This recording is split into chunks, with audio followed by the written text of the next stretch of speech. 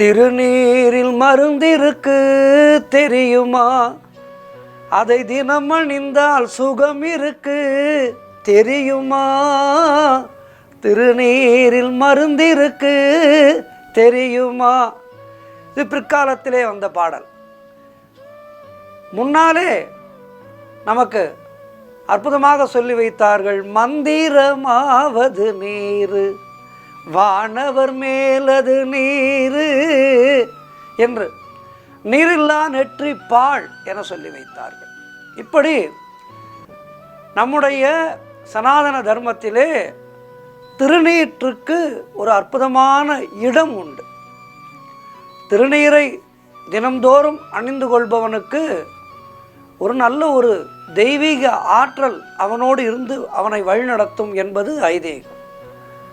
இந்த உடலானது நாம் இறந்த பிறகு நெருப்போடு கலந்து சாம்பலாக போகின்றது. இந்த சாம்பலாக போகின்ற உடலை நாம் சுமந்து கொண்டிருக்கின்றோம். அப்படி இருக்கும்போது பாவங்கள் செய்யக்கூடாது என நமக்கு தினம்தோறும் அறிவுறுத்துகின்ற ஒரு விஷயம்தான் இந்த திருநீர்.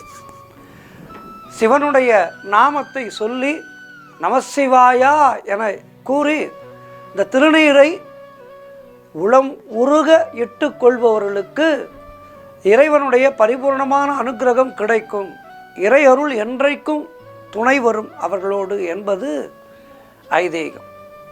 ஆகவே இந்த திருநீற்றுக்கு எத்தனையோ நல்ல மருத்துவ குணங்கள் எல்லாம் இருக்கின்றது. நம்முடைய தர்மத்திலே எதையும் அவர்கள் சும்மா போகிற போக்கிலே சொல்லிவிட்டு போகவில்லை. ஒரு விஷயத்தை செய்கின்றோம் என்றால் அதிலே பூரணமான நன்மைகள் நமக்கு கிடைக்கும் என்றால் தான் பெரியோர்கள் சொல்லுவார்கள். ஆகவே பெரியோர்கள் சொல்லி வைத்ததை, அந்த தத்துவங்களை நாம் விடாமல் கடைபிடித்து இந்த வாழ்க்கையை வாழ்ந்தாலே நமக்கு நன்னெறி மட்டுமே அமையும். மனது தீயவைகளிலே செல்லாது. தீயவைகளிலே செல்லாத மனது என்பது ஒரு அற்புதமான வாழ்க்கையை நமக்கு பெற்றுத்தரும். இறந்த பின்பும் இந்த உலகத்திலே வாழ்வோம்.